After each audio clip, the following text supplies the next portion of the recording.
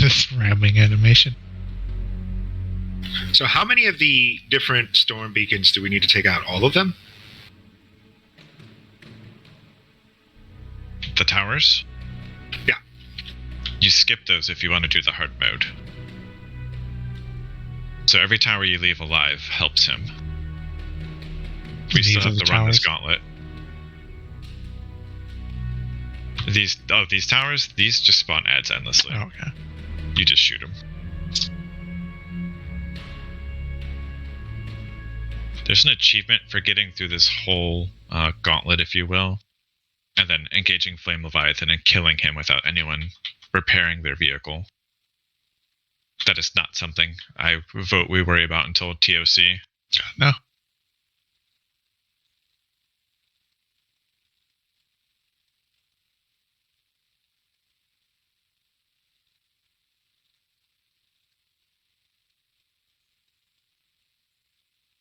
So I know there's something this way, right?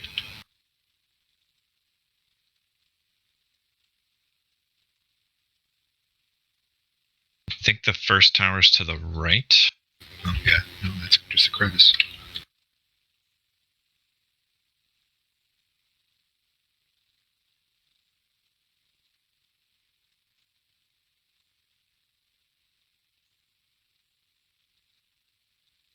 Oh, yeah, there's giant swirling vortexes of color that we can go towards.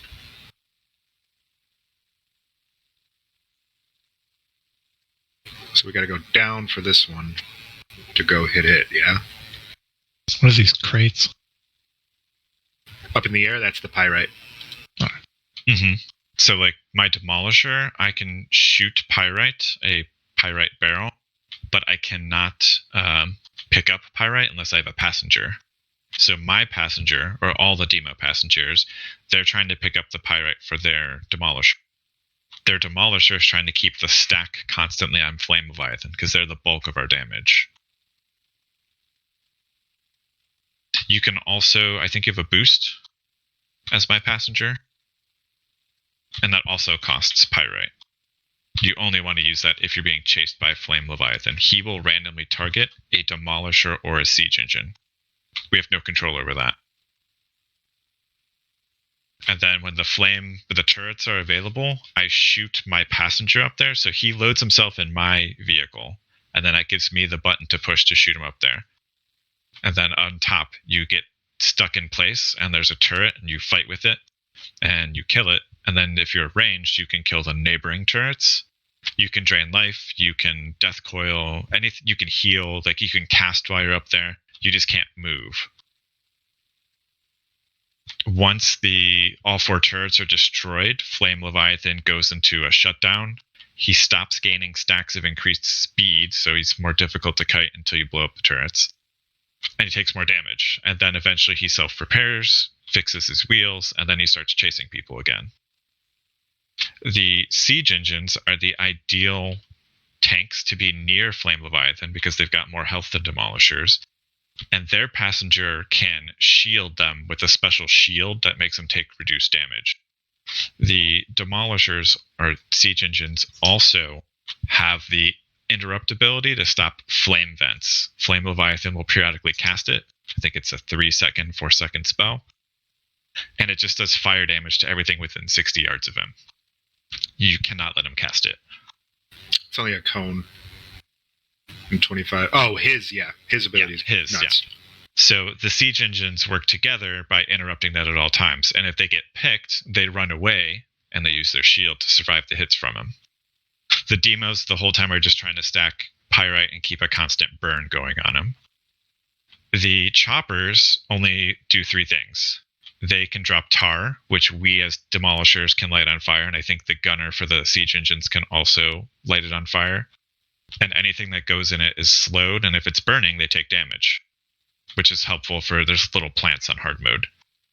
The bike also has a sidecar that on a 1-minute cooldown they heal whoever's in it.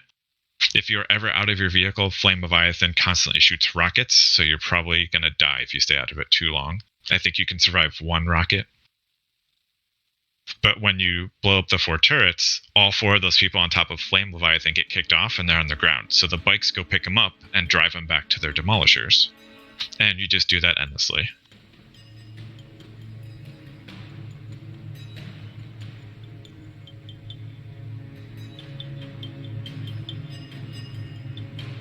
There's a lot of information at once. Basic idea: learn your one role, Yeah. and then we need to kill towers before we fight the boss. All right. So Sidar, for you, you're going to be Rado's gunner. So you are always, first and foremost, trying to shoot down Pyrite for everyone else. Because the siege engines have the best gunners to shoot down Pyrite.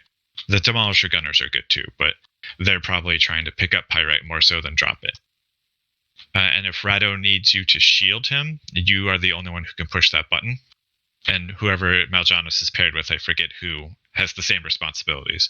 So if Mal'Janis says, Flame Leviathan's chasing me, I need the bubble, I need to survive, his passenger will bubble him. That's Like the that. shield. That's all you do, Sidar.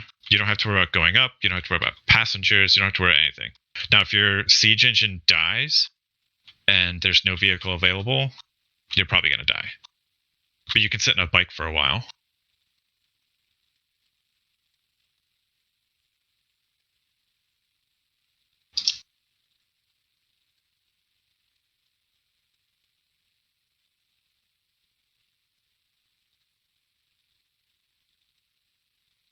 Pizzazz that bitch.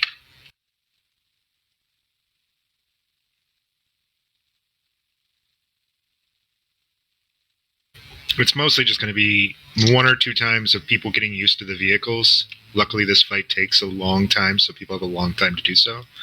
And then once we get to the end of the gauntlet without much trouble, it's pretty much a 1-2 if there's no towers left, and then it might be a little bit more if we have a few up. So what happens if we wipe? Do we have to do this all over again? Yep. No. Once you get through the gauntlet, you spawn right in front of Flame Leviathan. Oh, well then. That was my immediate dread the moment we got about halfway through this. At least I remember being right in front of Flame Leviathan. Oh.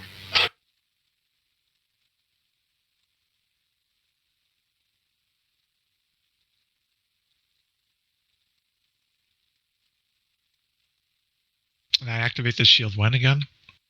When Rado's being chased by Flame Leviathan. Okay. Because if you read the tooltip, it reduces damage taken. Yeah. These are repair platforms. There's also an achievement for not using these. Okay. Also So refuels we you. left the yellow up? Where was the yellow one? I missed it. Oh, there's a path, that little ramp up there. Ah, I see. What's yellow?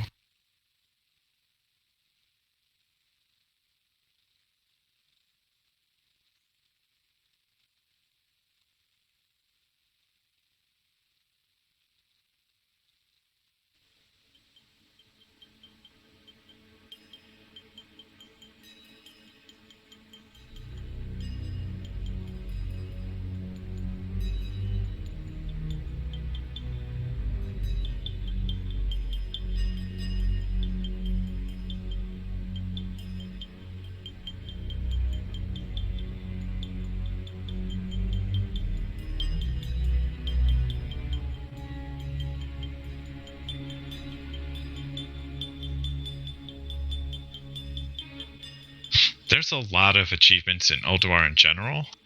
I don't know how you guys all feel about that. My personal take is that we're probably going to be doing this even in TOC for more Valnir shards. Like, that's the ideal time to get them. Yeah. We have extra gear and all that. I'm not worried about any of that until we have this on complete farm. Like, there's achievements to drive each vehicle. There's achievements to do this gauntlet without repairing. Like, there's a whole bunch of stuff. Not interested in any of that for months. Yeah, my stance on achievements is I only care about the stuff that actually gets us progression, gets us loot.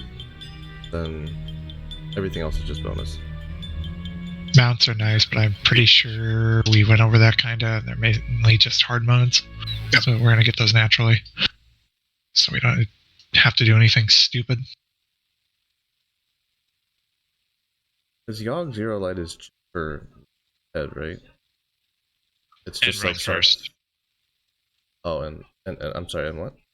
Whoever kills Yogg Zero first on the server gets the Realm First title. Oh, well, we're not going for that. Or are we? I mean, I mean, there's a real possibility we're in contention for it. We're in contention for it, but it would take extra work that I don't know if we could get enough buyers for. Mm-hmm. Yeah, that might be kind of a hard. I mean, I feel like there's going to be other tryhard guilds like Old Gods that are definitely going to. They've already done the PTR and everything. I'm not. Yeah, they're going to be pushing extra hours that we're not. So I feel like if we actually beat them to that, there's something wrong. There's a little bit of RNG to Yogg Zero, and you'll see that when we get there. We're not going to have to worry about that week 1 for sure. Yeah, but you also have to remember, Old Gods is like stacking their raid. Like they're intentionally getting like extra of a class just to cheese fights and stuff that we're not doing. Like they're going try hard. I mean, we've been building warlocks for Yogg Zero. Not like Old Gods. Yeah, I'm not gonna say we're doing their effort. I'm pretty sure Old Gods has like 8 warlocks ready or something. They got a lot. Don't give up before you try, Tank. I believe in you, Tank. Yeah, I'm just trying to be a realist. What? But back to the original point, Yogg Zero's for the head, loot-wise. Here it comes. Mm-hmm. Why are we taking evasive action? Oh, it started.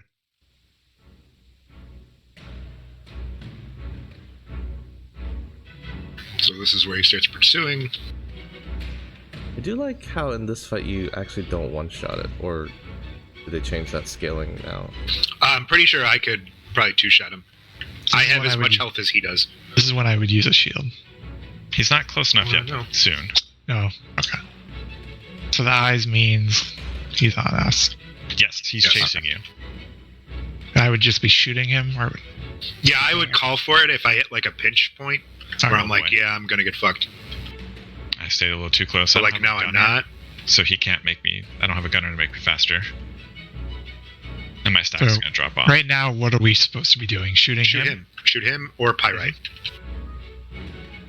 Look in the air, and that's the stuff you need to shoot down. What takes priority? Pyrite if you're not being chased, because everyone else needs the Pyrite. Flame vents is what I should have shot down or stopped. By the way. Mm-hmm.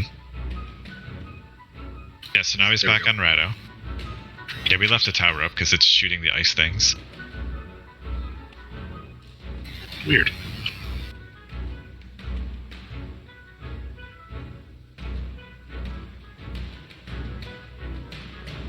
And you can see he puts that battering ram debuff if he does get up to you. That's what really hurts. Hey, we did it. Hooray. But yeah, so as a siege gunner, your lot in life is to shoot down as much Pyrite as humanly possible. And then if your siege is being pursued, then you will listen for the call to either speed boost or shield, because you don't always have to do both.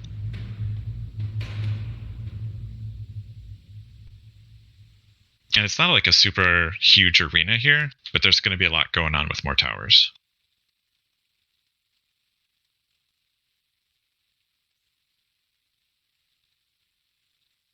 Nice. And we can go right into another boss fight. Razor scale? There's no hard mode for this one. Yeah, it's effectively just a lot of ads up until we get the dragon. Yeah, look at his abilities real quick. Go ahead, maybe with the general description. So in the first phase, we have NPCs that help fix these launchers in front of us to pull Razor Scale down. And there's Dark Iron Dwarves, or the Iron Dwarves. The Lightning Casters need to be killed first. Sick your melee on them. Look up. The melee Dark Iron Dwarves Whirlwind, the Guardians, and those should be tanked and killed by casters. And there's a third type, but you just basically AoE it down. The Sentinels are the ones that whirlwind, if I remember. They were a spinning. Mm-hmm. And those are deadly to melee, so melee won't be on those. Like, we'll have, like, Bear round those up. And You didn't hit Razor Scale, did you? Or did I hit him on accident? I didn't know. I did not. But on my mount this entire time. Yeah, I'm mounted still. He's already down to 66, so I might have consecrated and it hit him from up there. There's fire to not stand in, and Razor Scale just shoots people randomly. Nothing we can do about that. You just heal through it. And then new ads come. Mm-hmm. The ads stop spawning when you pull them down to the ground. However, any ads you have are not killed. You have to deal with them. All right, I'm going to shoot him. All right, so he's coming down. It's now a 2-tank fight, because he will use an ability that if he gets the 4th hit, it stuns your tank and will most certainly get one shot. So Rado and Maljanos will be taunting off of him. Yep, I reflected holy damage on him, so I have to unequip my shield. Yep. Did we reset by Monday? I mean, I have other characters. I can make another character. I have a level 30 character floating around I can go with you on Rado. Okay. It seems like I can solo nearly all of it anyway, so... So on Razor Scale, he eventually goes back up in the air. There is an achievement / makes the fight go faster if you only bring him down once, not twice, or 3 times. When he goes back up into the air, the ads start spawning again. The NPC has to fix the little harpoon gun again, and it's rinse and repeat. He's not really that dangerous. You just have to transition smartly. The damage there is much more significant than it looks like here, obviously.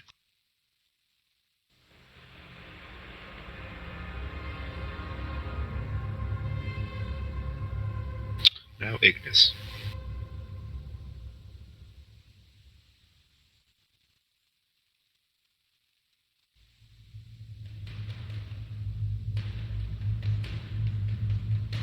Those molten colossuses do some Colossi do some stupid thing on trash, or you have to line of sight one, or do something goofy. I forget. That they're a pain in the butt. I remember. Ignis also does not have a hard mode.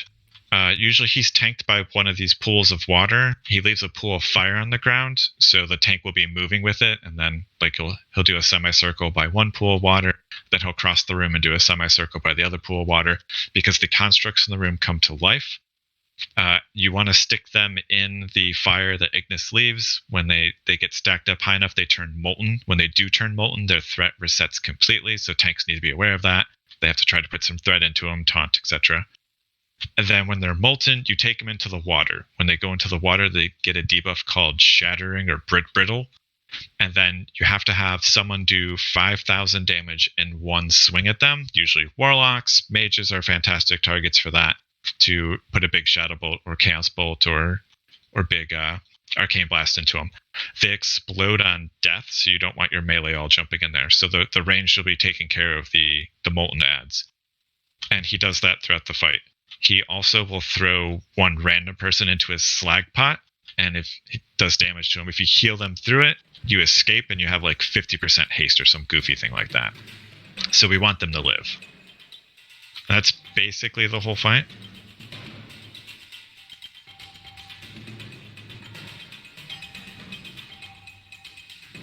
There's the fire, so Rado's going to move now. Although I think he was too close to water, so he got put out.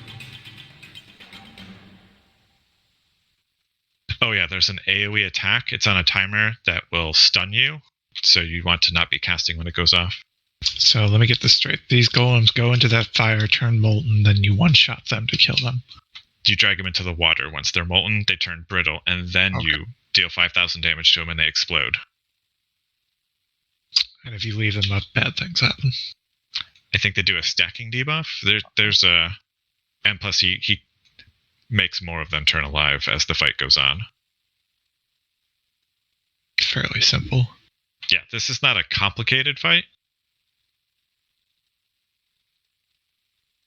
But these are both skippable. This, Ignis and Razor are both skippable, but then we're giving up a potential chance at a fragment. It's a lower chance than hard modes, but still a chance. They also can drop recipes. He has the molten right now. Alright, so take him to the water.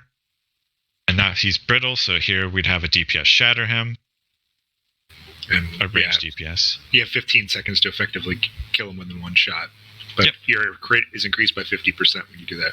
So like drag that guy into the fire that's over there, and then into the water. He's got the buff. Oh, keep heating him. See how he has that heat buff? He's got to get a few of them, so you got to wait till the next one drops. There you go.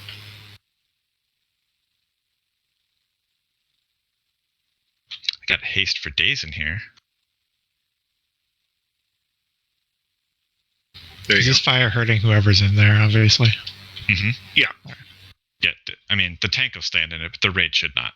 The raid's going to kind of be in the middle, away from the pools, because obviously you don't want to be in the shatter, and never be in front, because he does flame jets. Again, it's not a complicated fight, but it's definitely worth doing, and the faster we get at it, the more time we have in other fights every week. Like it's Abyss Wand. Let's be honest. Still looking. He doesn't have any Abyss for melee. He might have Abyss for other classes I didn't look at. I'm thinking Cosmos. No, not. Alcohol. Either way, the first couple weeks, everything in here is an upgrade. Yeah, so there's no reason to skip them, obviously. Yep, there's no reason to ever skip them. Unless you're in some sort of weird speed run guild that doesn't count them for some odd reason. XT. They changed his hard mode on the latest PTR. I do not know if he's technically killable in Phase 1 Bis these days. Either way, he's not worth wasting our time on week 1. Nope. Possibly even week 2.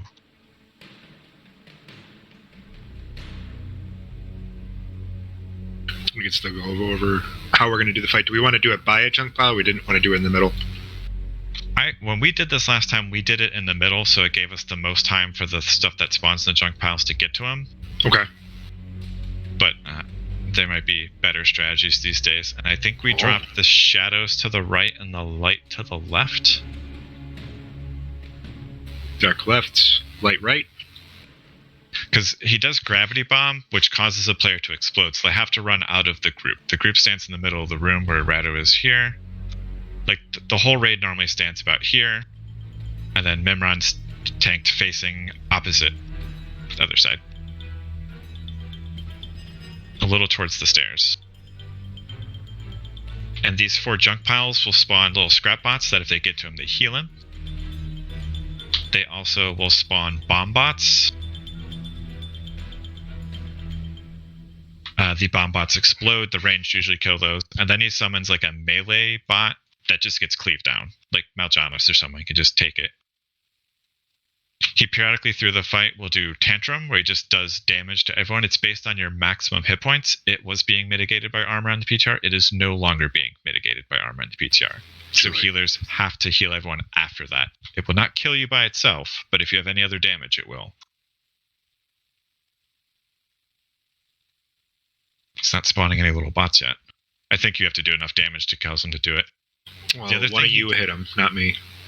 Just like melee. Like tap him once. I think I still do too much damage. So he has 2 things he will do to us besides his tantrum. He has the Searing Light, which does damage Here's to... the rest. Yeah, so his heart's going to come out now. And any damage you do to the heart is amplified to him. And if you kill the heart, that's how you activate heart mode, or hard mode. So there's the scrap bots. Okay. The bomb bots and the melee bot. The thing he does is Gravity Bomb and Searing Light. They both do damage to your friendly allies. When it's on hard mode, they each gain an additional power. Gravity Bomb sucks everyone or leaves a void zone behind, so it's important that everyone with that runs over here, drops off a void zone, runs back to the middle. If you get the Searing Light on hard mode, you explode, so you run over to the left, you explode by no one else, then you run back in, and you still have to do all the other mechanics. The scrap bots, then all that stuff, the tantrum. Did you kill him? I did. Yeah, I killed the heart and then he died, so Yeah. fortunately. So on hard mode, It's all about managing the void zones and the exploding light, because if you kill your raiders, you're not going to make the DPS check. The DPS check on PTR was not possible in Phase 1 Bisc Gear, and everyone skipped it. They've subsequently changed the hit point values. I don't know if anyone killed it on PTR. It is not worth Week 1 or Week 2.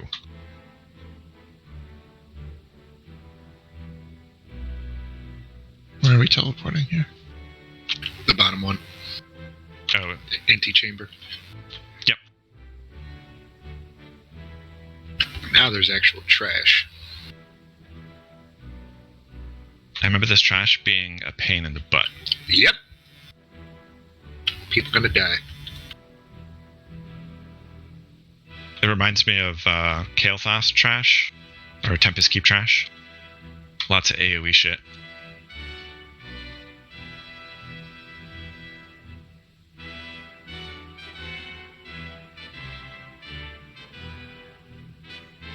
Go to council first. Yeah, to the right of this room is where Algalon's room is. We can't do anything with him till you unlock him, but that's where his room is. To the left is Iron Council. He gives us the quest item that lets us unlock Algalon, and whoever has that quest item picks up an additional quest item off the hard mode bosses to turn the key, to make the key. And we'll get one of those a week eventually when we kill Siegebreaker last. So easy mode is big, medium, small. Hard mode is small, medium, big. There's also an intermediary where you do, I think, medium, big, small, I think is the middle hard mode. Either way, at the end of the day, Siegebreaker is the one we're going to want to kill last, because that's the hard mode for gear and also for the hard mode for Ulduar. Or Algalon. You mean Steelbreaker? Steelbreaker, excuse me. I'm trying to read and talk at the same time.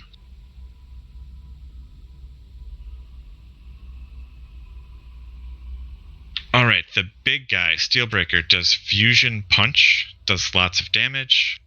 It just has to be healed through.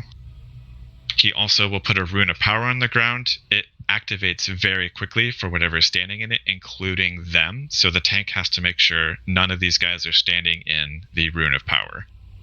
It's very important that Steelbreaker not stand in it. So that whoever's tanking at that time has to be very cautious about that. DPS wants to be in that rune.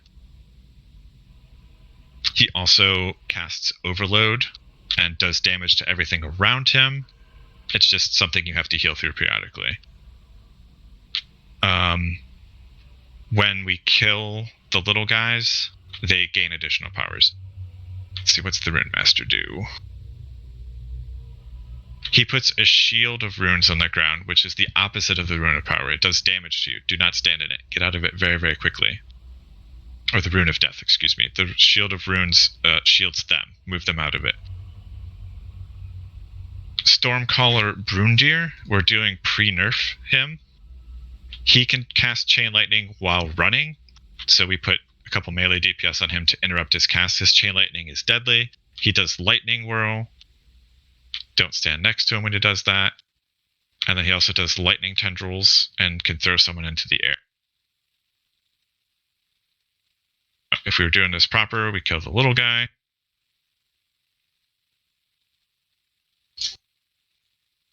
He's dead. He empowers the other one. They heal to full, so any damage we're doing is useless to the other two, so there's no point to cleave. There's the Rune of Power.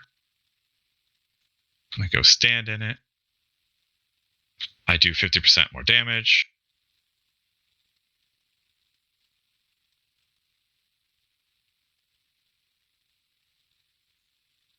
Let's see if he'll drop the bad no-touch rune now. So now our tanks are getting fusion punched for a shit ton of damage. We're kind of on an artificial clock. Overwhelming power. Yep, so Rado's going to explode with overwhelming power, and it's going to be a tank swap. The other tank has to take over at that point. We eventually run out of tanks. So this is the DPS race. Mm-hmm. Okay. It's kind of like Valstraz. Yeah, but so much damage. Mm-hmm. So this is the DPS race where we want to be doing as much damage. The key to this hard mode is the transition. We want a Rune of Power to be on the ground when we push him over, so when he gets fully healed, our DPS can go nuts before we run out of tanks. Gotcha. It's more difficult than that, but that's the basic gist of it. Neither of you can res, can you? No, I cannot. I'm a demon hunter. Week 1, we'll do big, medium, little. That's the easy mode, just to get it done, get it out of the way. But this is the fight we have to master before we're going to ever have a shot at Algalon, because the 4 other hard modes are after this. I guess you can skip this boss and come back later, but it doesn't make much sense. If you can't kill this boss in hard mode, we don't have any chance of killing Hodier's DPS race, Thorum's positioning, Mimram's absolute clusterfuck of an encounter, or Freya's long marathon. Yeah.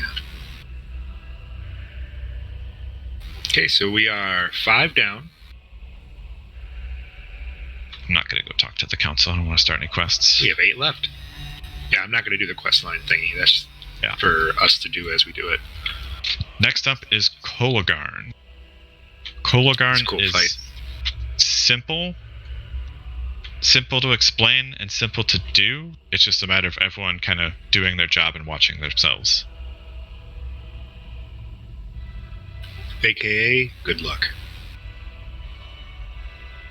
It's not the worst coordination fight in here, but it's definitely easier if everyone does their job.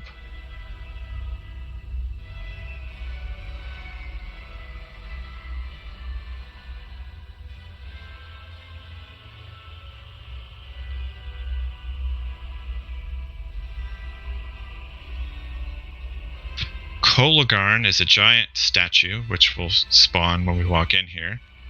It is a torso, a left hand, and a right hand. And you can kill his arms or hands independent of the torso, and they eventually respawn. And they will always respawn. However, they have a couple things they do. The right arm will grip 3 raiders and start doing damage to them in their grip.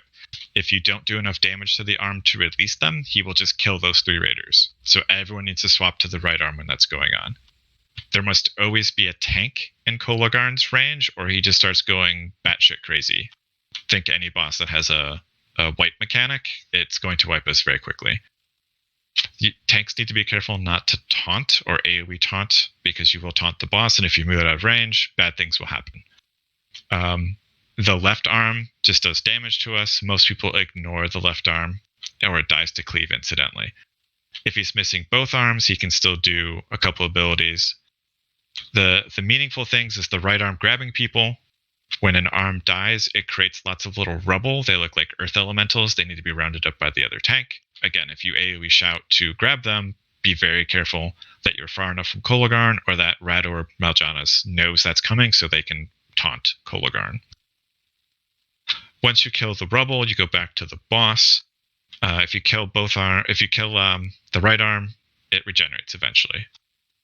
The only other thing he does is he does an I-beam. He picks a random raider and starts shooting beams on the floor. It's slow enough that you could run around. Most guilds have their DPS run straight to the back of the wall and kind of do like skirt against the edge of the room. If you kite it over somebody else, they take damage from it. Obviously, people should be paying attention. It's everyone's job to get out of the way of the I-beam. There's the rubble.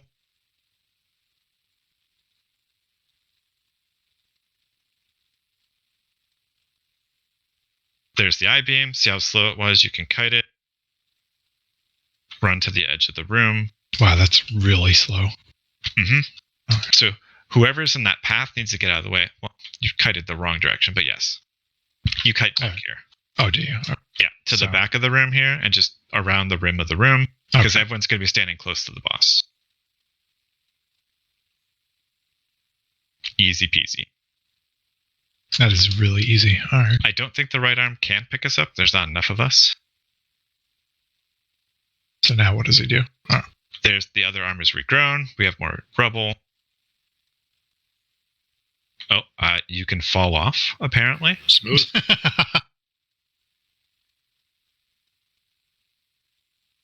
I did the Demon Hunter charge. Apparently you can charge through him. And then he becomes the stairs. Yep. Can you res me, or do I have to run back? Let's see. He has feet down here if you're curious. My res? just got to find it on my screen. He's not a complicated boss. You have to kill him to get to the second half of the dungeon. I died. Doing well, Releasing guys. spirit. You can teleport to... Right there. Ulduar is massive, but you can teleport to different points as you unlock them. I think we literally go right there. Yep. Oh, I hit the wrong one. It's okay. You can multiple teleport. I walked away. We got a fragment. You say, I can see his feet. And then Rado yelled, he died. Mm-hmm. All right, so I remember not being able to fall off, but I played a ranged character, so... Hey, look, take it's that for what Kitty. it's worth. This fight is completely optional. The pull is the deadliest part. Each of these cats get a huge damage buff when they're in line of sight of her and the first target they attack. Do they pounce at the tank or what? Yes. Okay. And they have a thrash mechanic, too. We're going to be doing some line of sight hunter pulling totem, shaman totem shenanigans to safely Okay. pull her. I mean, we could probably do, like, a hunter pull in one direction or away, and then I buff so that they all come to me. You can also sacrifice a hunter pet to pull her as well. It's when Yeah. it's when they can see her. It's at the start. When they see you, they all attack, and they Okay. all have a huge damage buff. It's hilarious to one-shot tanks with. I So, mean, like, You can see other nearby sentries increase the damage. yeah, Okay. each one is increasing their damage by 30%. These are the sentries. Oh no, cats are. It's her cat. She's a crazy cat lady. They are beasts. Can they be sheeped at all? Or I don't think so.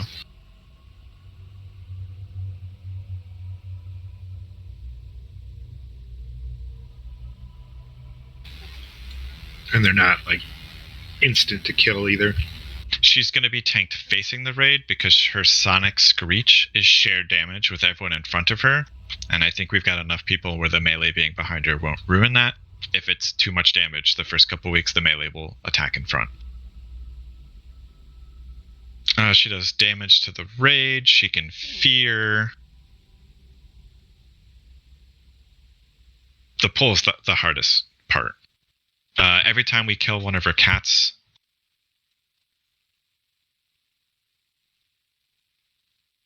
she gets less something. I'm trying to look it up here. But yeah, there's the pull. that's where you would die. Or- Yeah, Rado would have been dead if he was not over-leveled.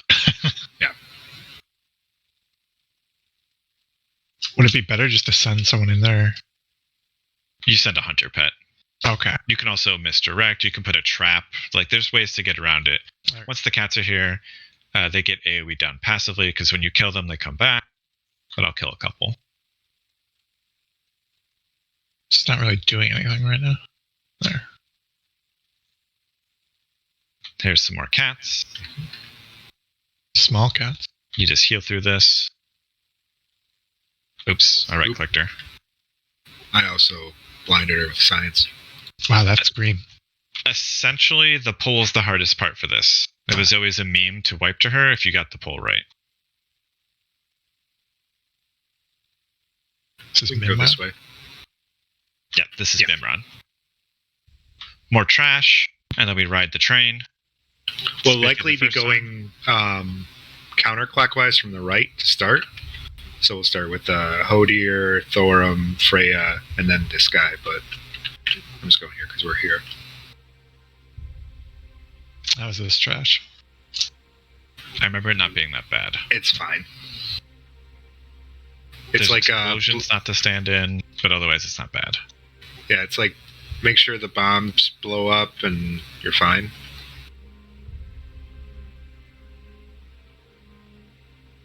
None of this is reminiscent of AQ40 trash. Okay.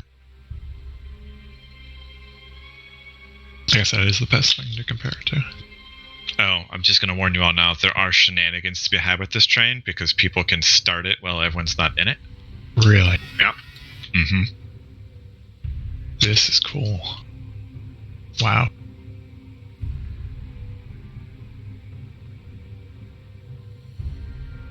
This is neat.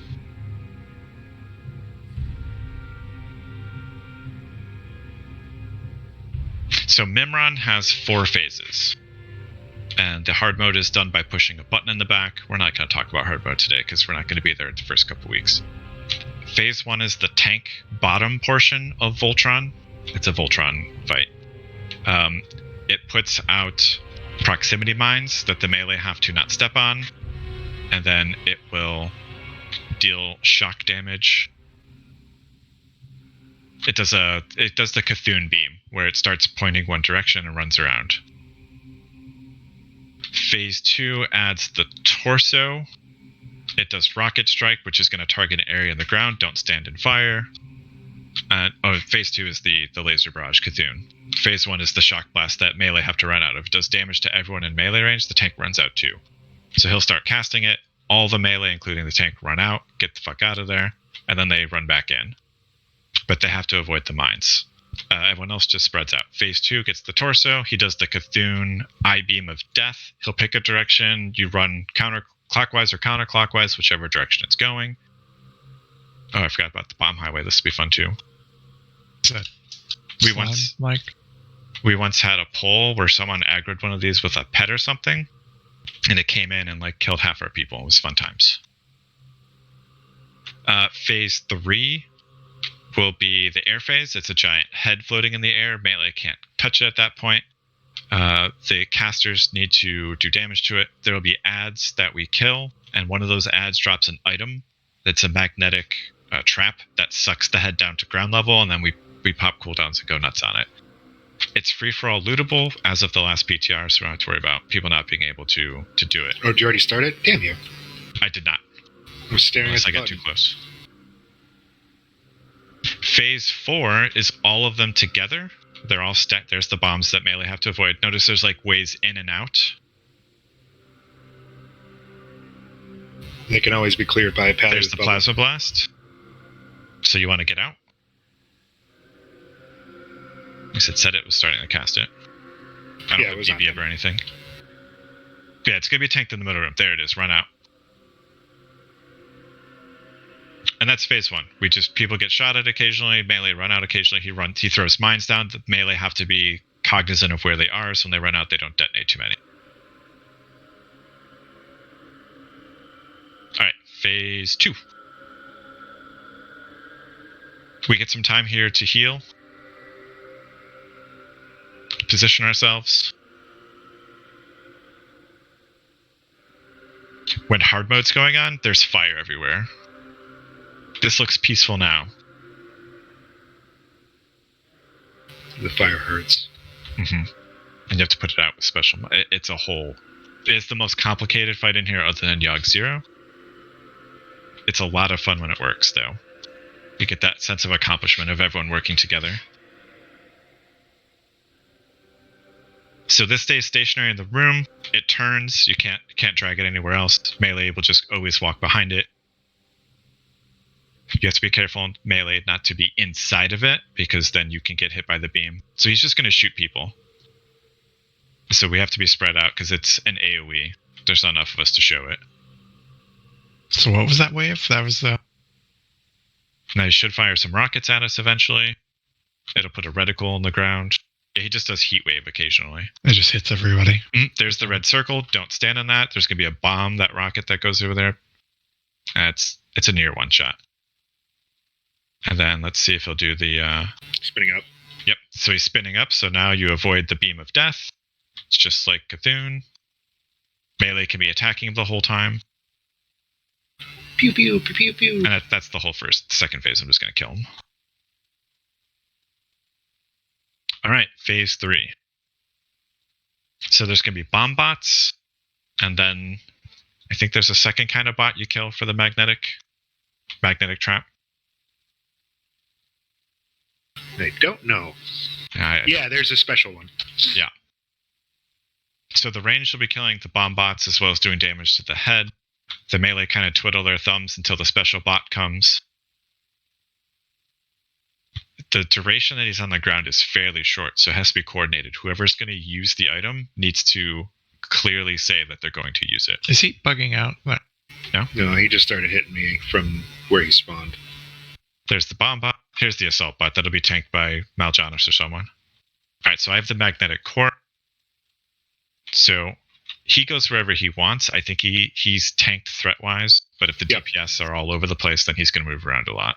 It shouldn't be too bad with ranged taunts. All right, so everyone come over here so we know he's going to be here.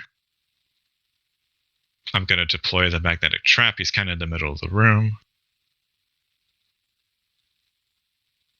And he moved away as soon as I threw it. Terrific. Sorry, I got a second. So he's coming down now, and now we attack him.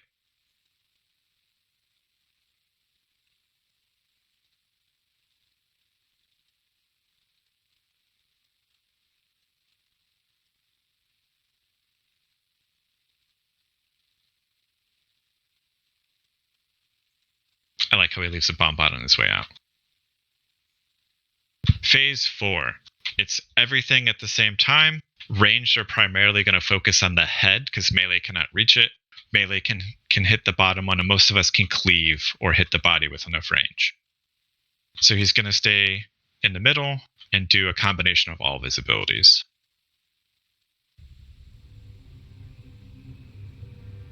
Each of these have to be, it's a Corehound pack, so all of them need to die at the same time or they fix themselves. It's very important that we coordinate our damage.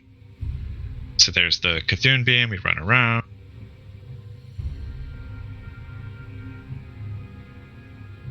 I can't hit the head, someone has to hit the head. Do the rocket strikes hit the melee range?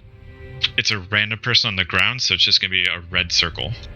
And it could hit someone in melee? It prioritizes range unless there's not enough ranged.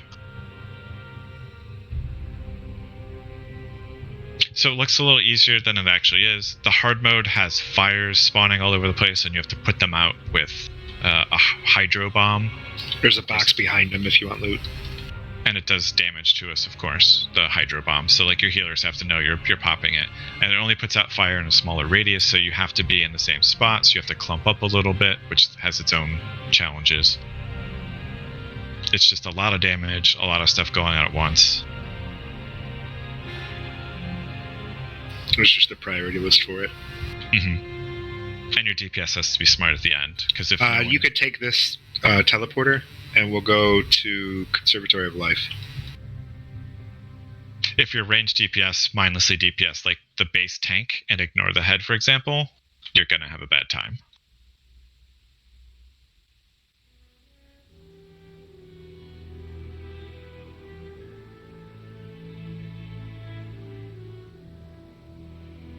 Freya has a lot of trash, and also 3 guardians. If you leave the guardians up, that's hard mode.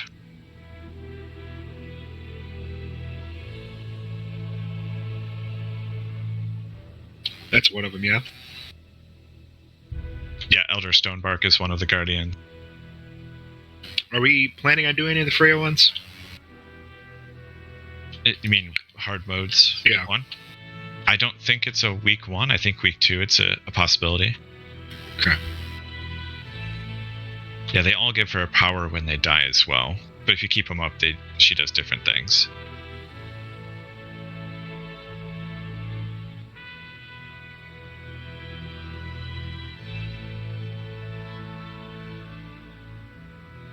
You can mount in part of this too. And I think we have to clear all the trash, although we use a lot of the room anyway. But I think if you aggro her, all the trash comes. I remember clearing this whole room.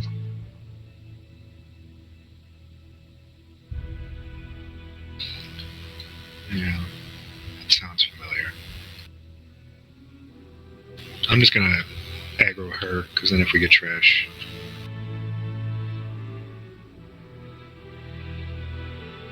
It didn't. No, she's got a few buffs though. Yeah, so she starts the fight with a massive healing buff. So any damage you do to her, she just heals. And as you go through the fight and kill the adds, the buffs on her decrease.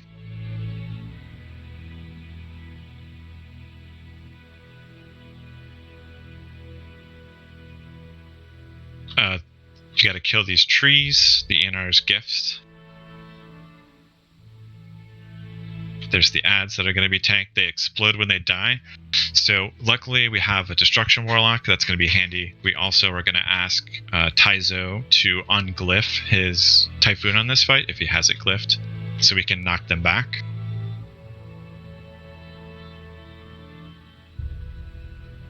Oh, what happened? Must have done enough damage to her. And then on hard mode, there's mushrooms and roots that we have to worry about. We'll go over that more when we're on her. Week 1, we're just going to kill her ads and kill her.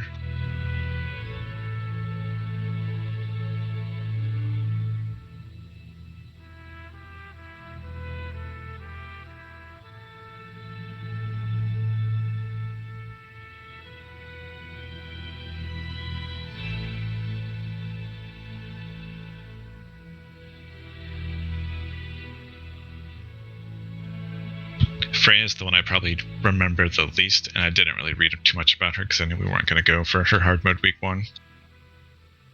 She's a good candidate for the hard modes, though.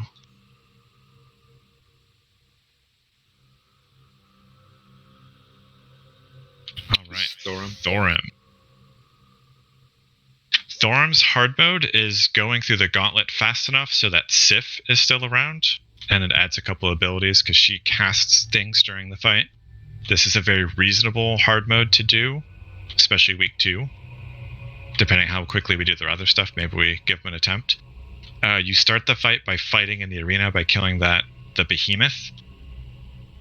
We're going to have to split into 2 teams. There's a gauntlet that we run into. It's to the left there. The bars are down right now. And then the rest will stay in the arena. Typically, you send your casters and a tank into the gauntlet, because out here there's a nasty slow casting, like 60 or 70% buff that he can throw on you. So the melee stay out and deal with the ads, because you're going to get more of like the Dark Irons or Dark Rune commanders and all that joining the fight. So you fight out here while the other team runs to the tunnel.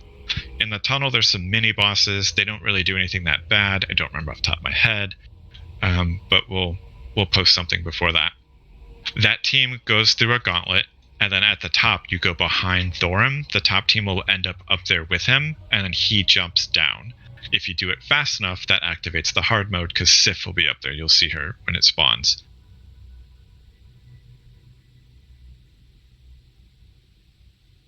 He does an unbalancing strike on your tanks, so we will need 2 tanks for him. He also has a Chain Lightning that is absolutely lethal after 3 bounces. So it's kind of Cthulhu all over again. We're going to stand in 4 tight melee camps of 3, 3, 3, and then the 2 tanks. And then the range are going to spread out around the room. On hard mode, the edges of the room will have blizzards, so we have much less room to work with on hard mode. These pillars will become active and shoot lightning, so you can't stand next to these pillars. And there'll be a pattern on the ground that shows it. And then she will throw frost bolts and blizzards and shit when it's on hard mode.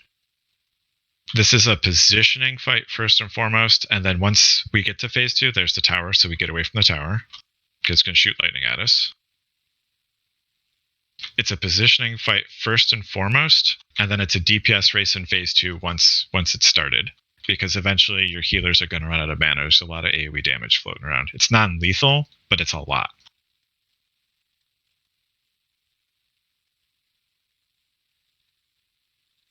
All right. I'm just getting stopped by traps. Okay. You went in the tunnel. Yeah. Are you sharing your screen? Yeah. Okay. Oh, I forgot. I should probably share mine too. I'm stuck in a paralytic field. Sif is still there. There's a special spots you can't stand on. There's a graphic floating around somewhere we should post. I'm here.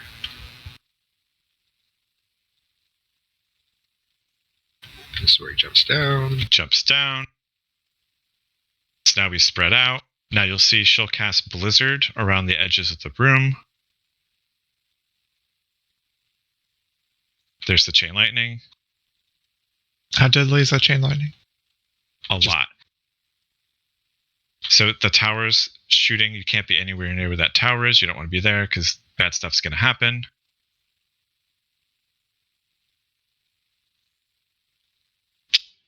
He's doing the chain lightning, or the tower is? The tower. See the lightning bolts? Yeah, yeah. Oh, I'm rooted.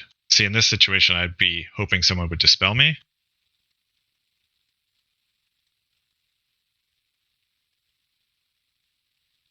There should be blizzards going on around the edges. Maybe it's just a time thing.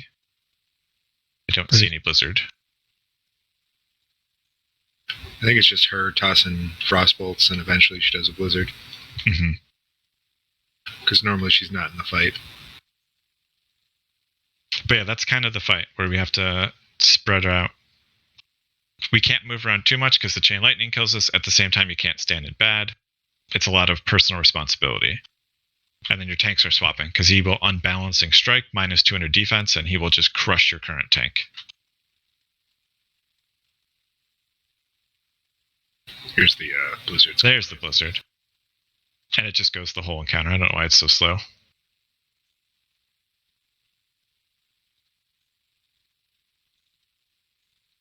This is a very doable hard mode. And I think we should definitely sink time into it week 2. What was that lightning coming towards him?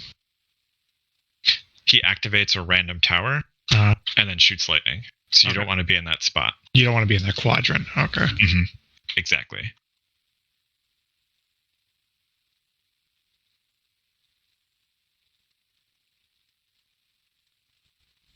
And casters don't want to be in melee with him. I think they can silence him, or he can silence them in melee.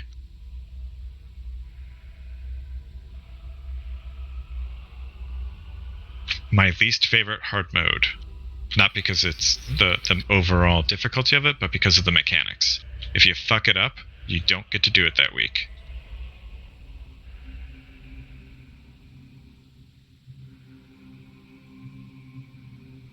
Because the hard mode for him is killing him fast. So if you're killing him fast, but you're off by 2 seconds and he dies, well, you're just stuck. Because you can't reset him.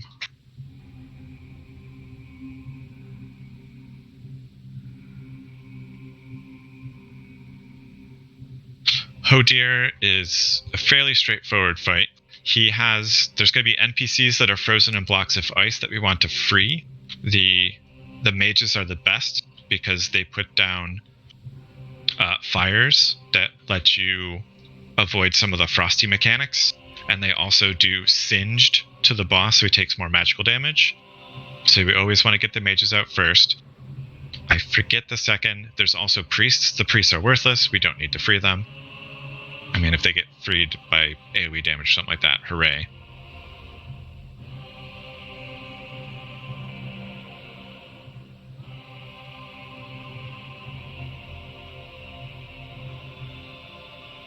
Let me look it up just so I don't start us off on a bad foot.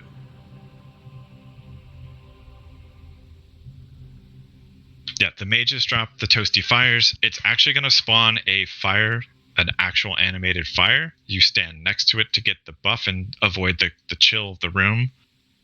It can be put out. He periodically will drop like icicles if it falls on top of a fire because a player is standing directly on top of it. It puts the fire out. Don't stand directly on top of it. Because if you stand still in this room when the boss is engaged, it's biting cold. So you have to move around like that one Nexus fight. But if there's a toasty fire that covers a big chunk of the room, you don't have to move to avoid that. We want to free the druids because they cast Starlight, and standing in the light makes us do more damage. And in an ideal world, they put it next to the boss and the melee get it too. The shamans do Storm Cloud, which increases their critical damage. It's a great one to get if we can. And then the priests are worthless. There will be blizzard. There's the icicle.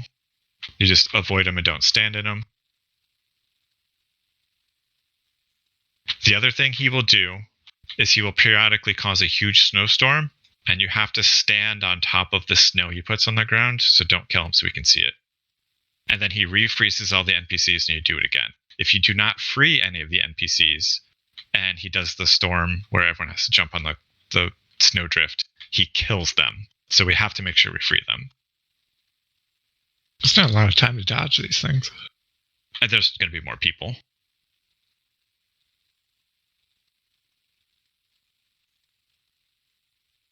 All right.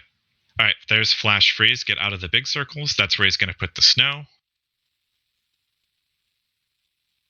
Now go on the snow because he's going to freeze the ground all the way around it. Wow, there's not a lot of time. All right. And now you free the guys again.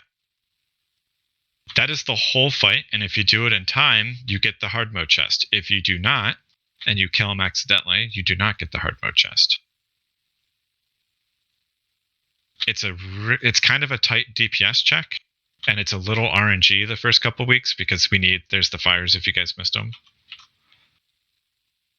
It's a little RNG where the fires are, it's a little RNG where the moonlights are, and if people don't get frozen, because if you get frozen, people have to break you out of it.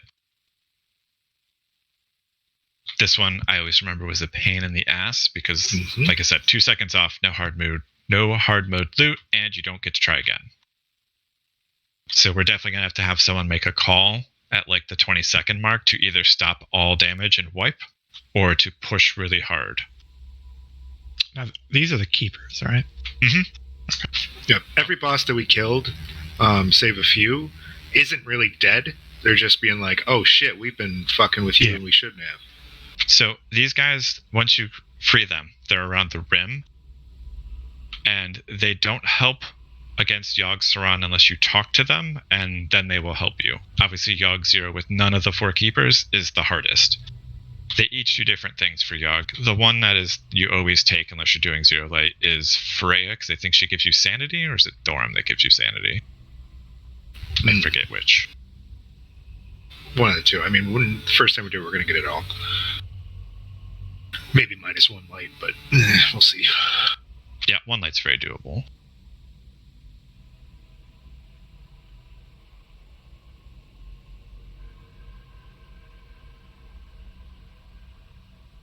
I'm going to pull up Yogg and see what keeper it is. Will. They say what they do. Okay. Yep. Yeah, we will always take Freya unless we're doing Zero Light, because there's a sanity mechanic, and if you go insane during Yogg-Zero, you get mind controlled permanently and you have to be killed. You turn into a faceless horror, if I recall. Next is General Vezix. X. Yeah. He's a fun one. Though his hard mode is stupid. His hard mode, is kind of stupid. So he has an Aura of Despair, which should reduce melee speed by 20%. So you can't just stack melee. Ranged will not be regenerating mana during this fight. The whole shtick is that there'd be Serenite Vapors, and if you kill the Vapors, it's a targetable mob. And then it drops a puddle, and you regenerate mana while standing in it, but you do reduced healing while standing in it. He will also do Shadow Crash, which he will shoot at ranged targets. That leaves a puddle on the ground that makes you do more damage and reduces your mana costs when you're standing inside of it. So in an ideal world, you're all in one clump. He sends a Shadow Crash. Everyone sidesteps to the right. It goes off. You go back into it and stand on it.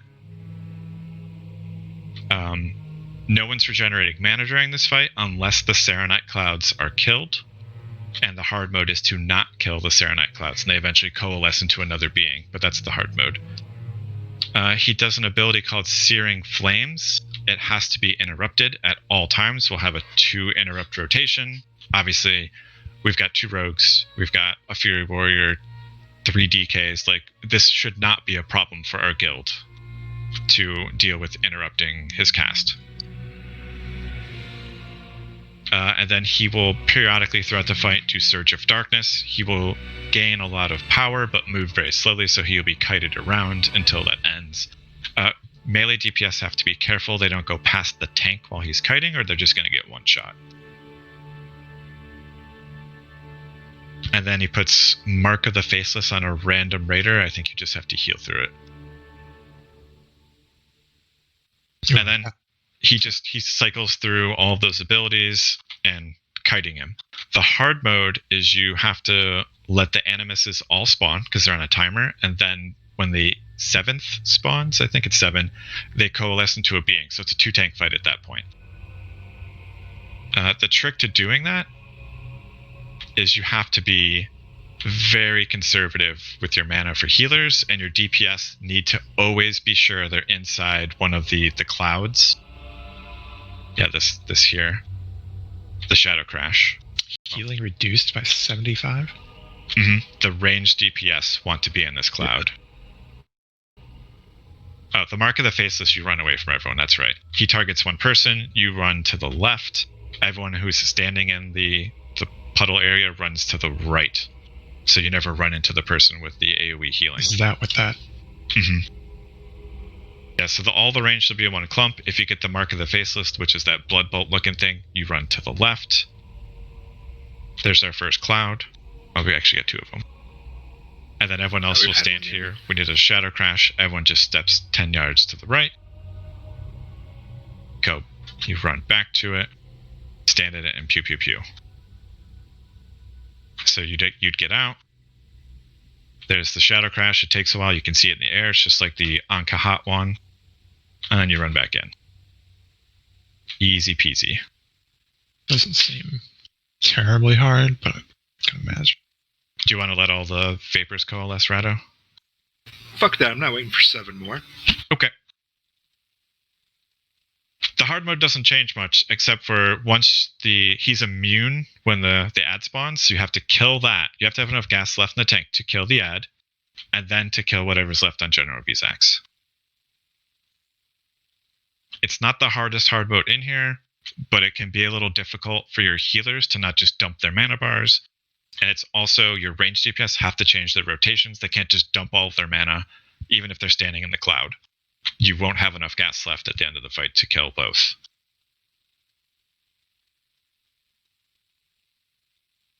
Yogg Saron. It's a 3-phase fight. If you see those little clouds, the orange, yellow, green clouds, whatever color you want to call them, they all rotate the room in circular patterns. If you step in them, you will spawn a mob that we have to deal with. We are going to wipe many times to people not respecting the clouds. People are going to say, I wasn't in that cloud. I didn't see it. It didn't show on my screen. I was out of it. I used an ability. I charged. I intercepted. I blinked. The more ads we get at the start, the worse the fight is, especially on Zero Light, because it's a long fight. It compounds. These green beams restore sanity as long as Freya is alive, so you can always get sanity back here.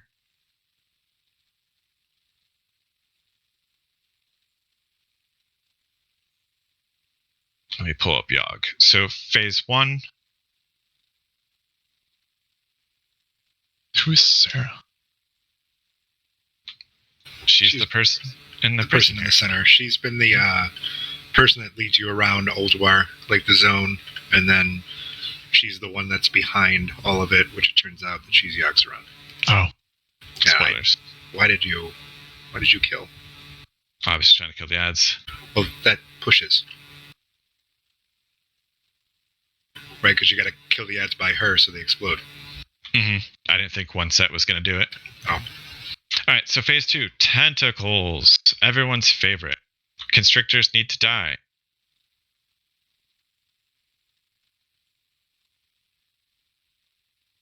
And then you can go into, we're going to have designated people to descend into madness. Inside there's a little mini event. I'm not going to explain it necessarily the second. That you run through his brain, and you want to do the event in there. And that's how you weaken him and how everyone else can do damage. Everyone outside is dealing with tentacles. The constrictors pick people up and do damage to them, so you have to be freed. And they, just like Cthulhu, he will spawn more and more of them. So if your DPS are slow, we'll get overwhelmed by them. And there's also a giant tentacle I haven't seen spawn yet, that your melee don't go anywhere near because it does lots of damage. You want me to kill the brain? Yeah. I'm like stuck in the floor There's right so now. much shit going on. Alright.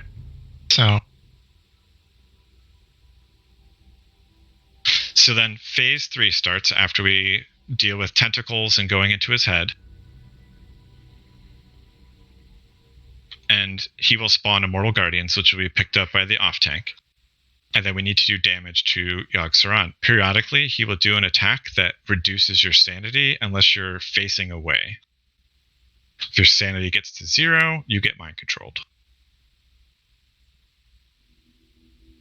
It's a big mouth. Yeah, whenever he opens his mouth wide, it's an AoE silence.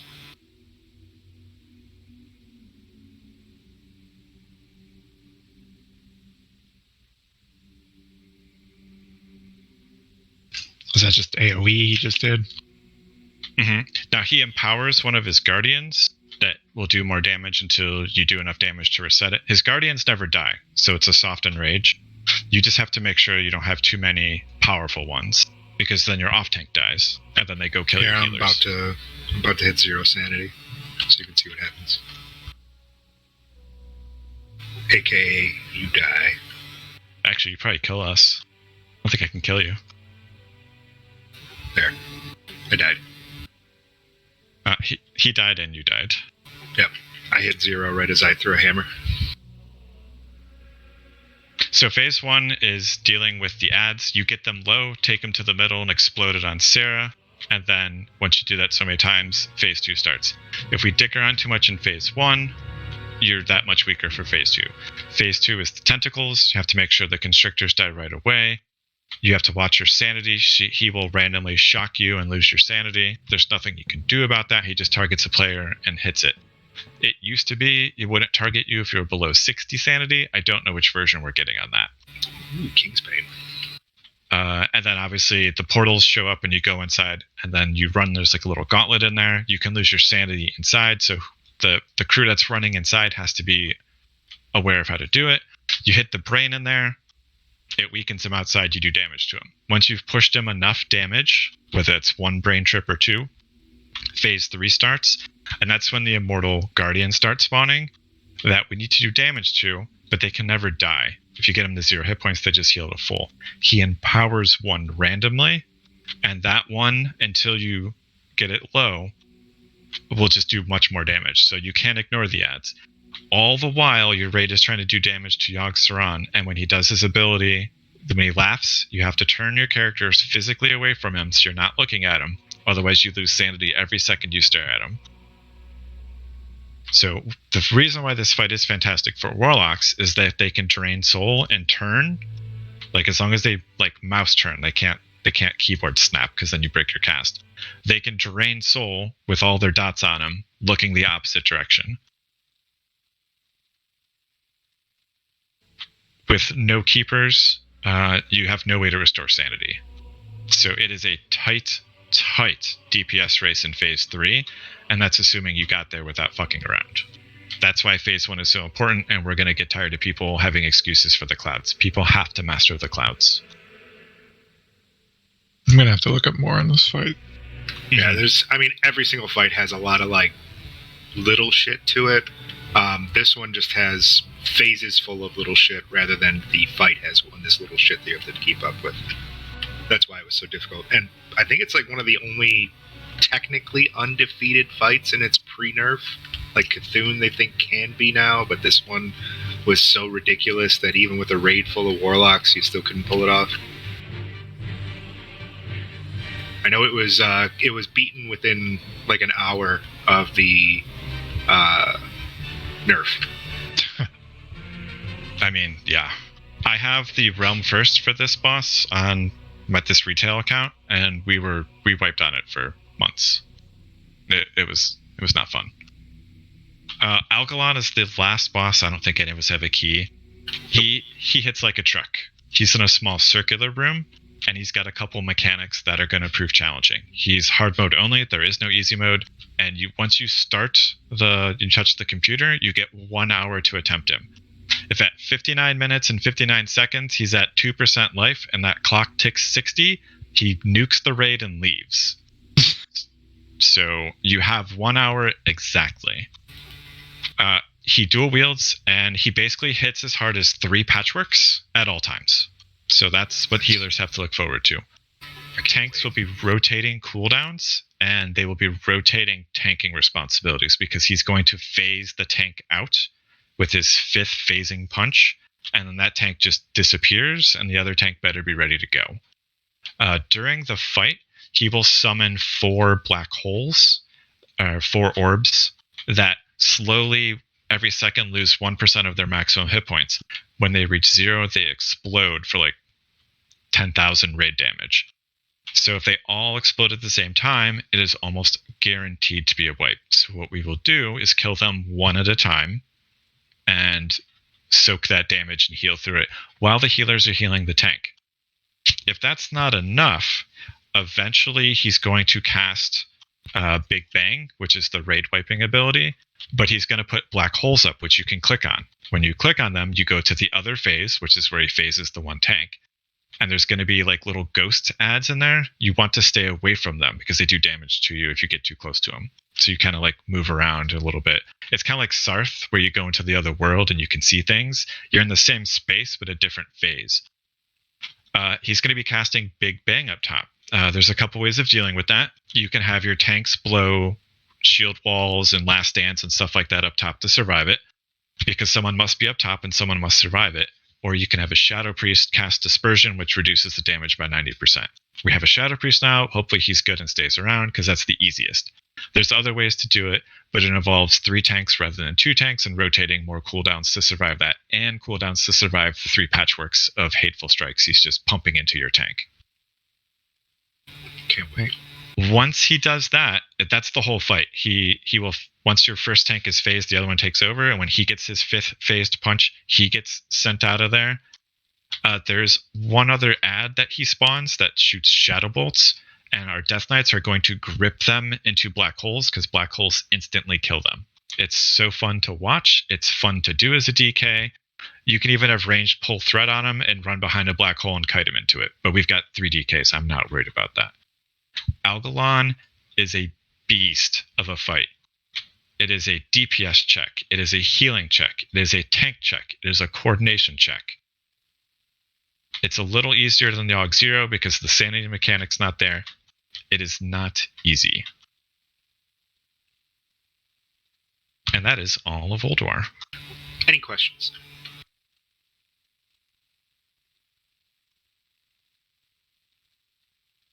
Who fell asleep? Probably only absorbed like 20% of this, but yeah. Mm-hmm. I'd strongly recommend watching videos. Like, this is one of the more, like, this and onward, you're going to get tons of YouTube videos, even of people doing it in the past. Because this is when people started actually getting hugely into WoW, started making a lot more, like, strategies for it. Shadow Panther started to become a much bigger deal, things like that. So, like, this was the era when they started to, like, how do we really figure out raids? And so it's been done to death, right? So watch the videos, even if it's just a 5-minute video per boss, know what you have to do. And this was kind of like the watered down version. Like, we didn't go into extreme details. And like, we're going to post some sort of write-up eventually. I'm not sure if Rado's going to do it or whatnot on some of the more nuanced mechanics. Like, I'm not expecting Rado or myself to post, like a 3-page Word document of every boss's every single move, but like the general gist of it. No, I'll do my Wowhead has that. walkthrough. I'm looking at it right now. There's a lot of information out there for it. Oh, yeah. Yeah, I'm not expecting us to post, handcrafted artisanal guides to this stuff because, it's all been done before. But at the Is same this still available on the PTR? No, PTR was up 2 days ago. I don't know if it's still up. I'm pretty sure it's down.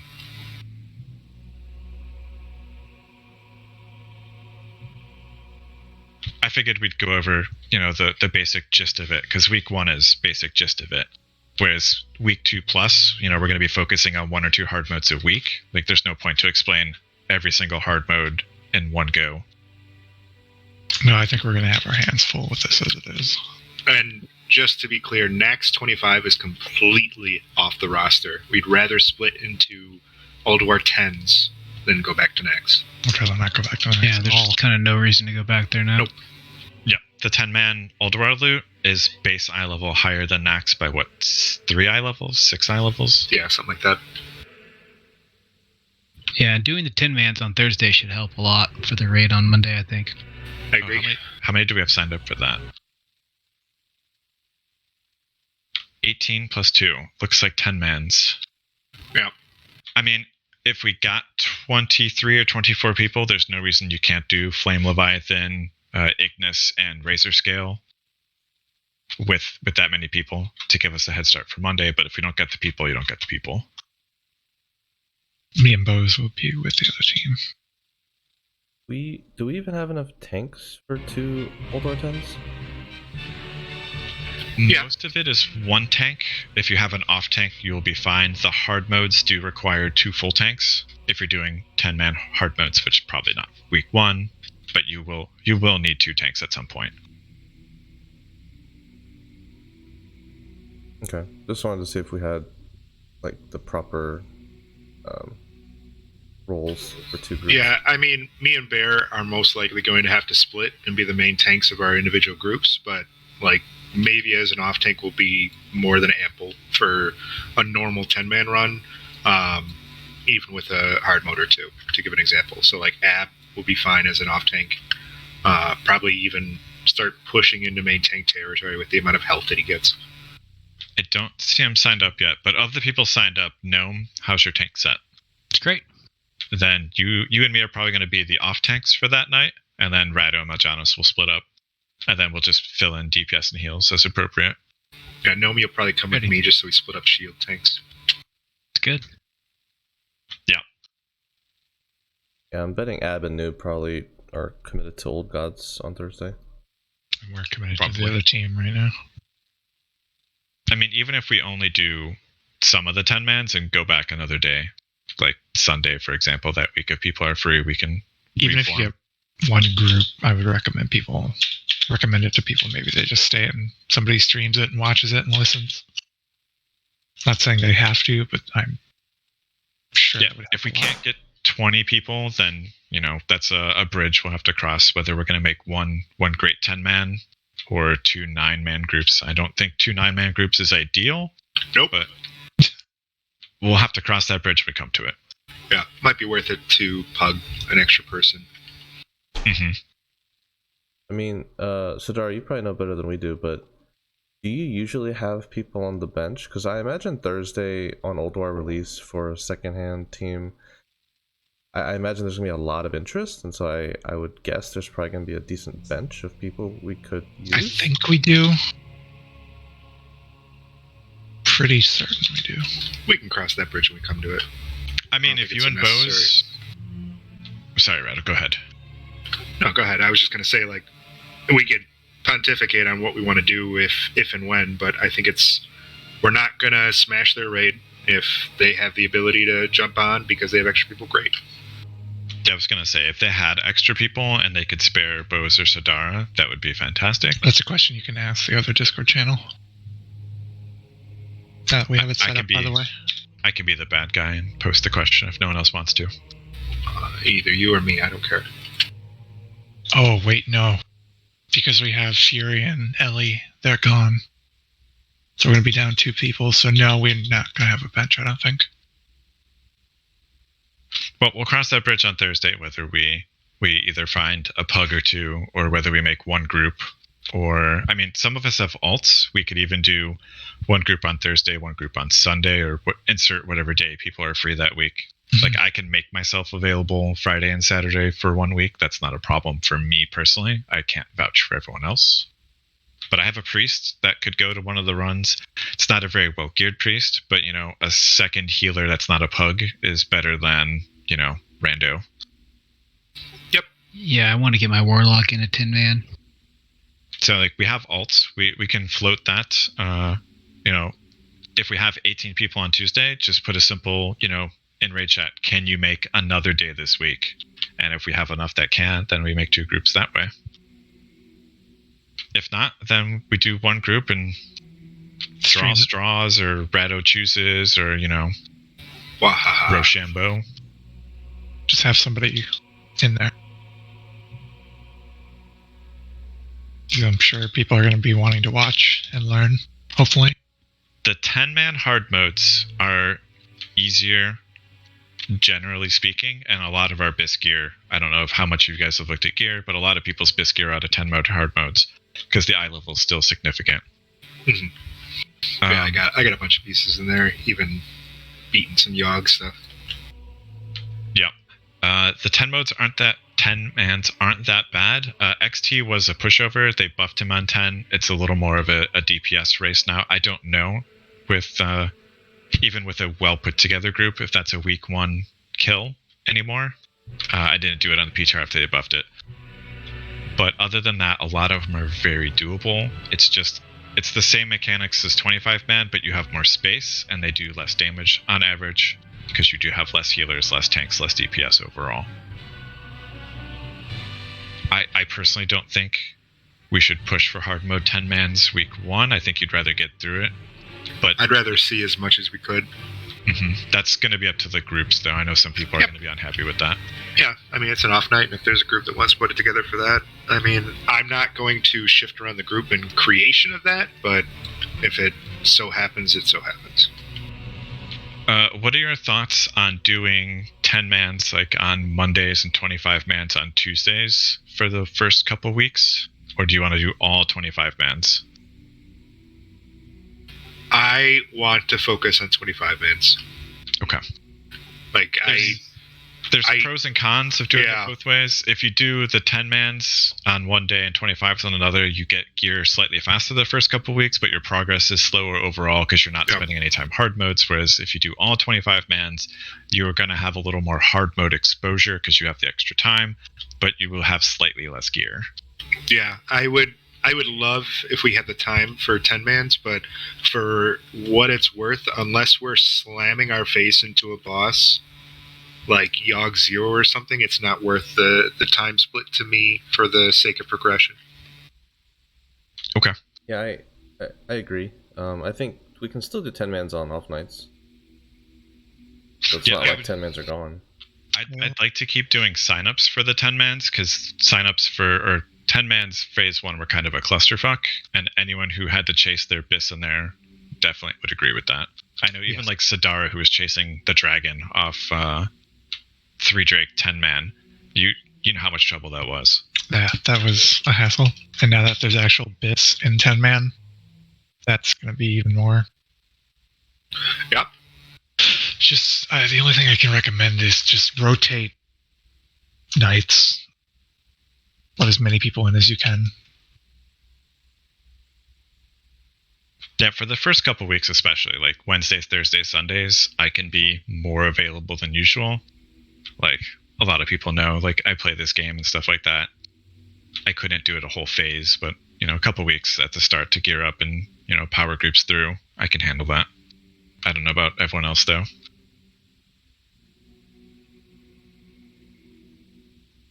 I just wouldn't form static cliques. Like, don't always do it on Saturday. Don't always do it on Sunday.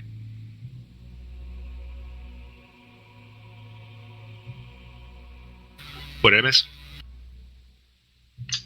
I was just talking about timing.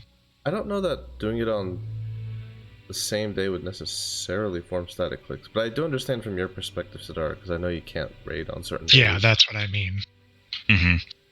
Some people just can't do it on those days, no matter what. I think as long as officers set up the groups, and I don't mean like necessarily assign who goes to them, but do the signups and people go and like one of the officers lead it, I think that goes a long way in keeping the peace. Because it's not like players forming their own group and excluding people, it's the officers, and if people aren't happy with that, they can complain to officers. So like if Tank or She or Gnome really want to like form the groups and put the posts out, and they don't even have to raid lead the groups necessarily, but even if they're just trying to put them together and talk to people, I think that goes a long way.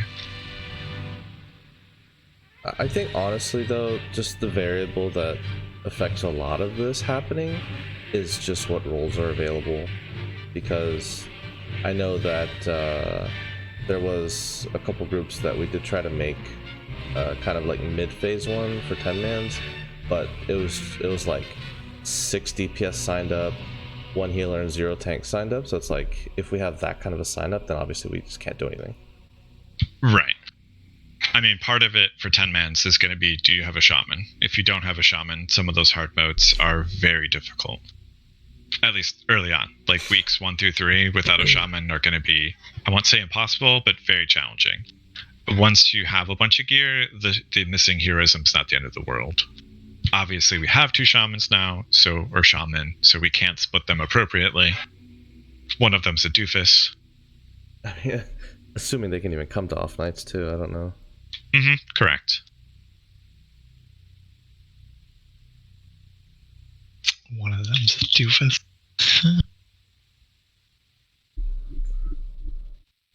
All right. That's all I got. Yeah. The refresher and all this stuff, it brings back a lot of memories. Oh yeah, I'm looking forward to it. I have to spend a couple hours reading the Wowhead guides. It's a solid raid.